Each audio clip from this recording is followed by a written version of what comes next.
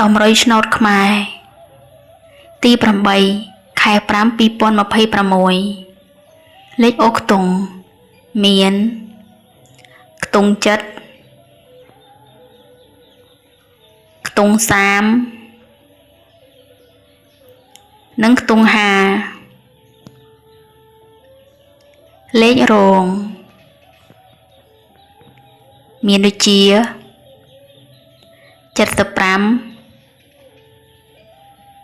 38និង50កុដ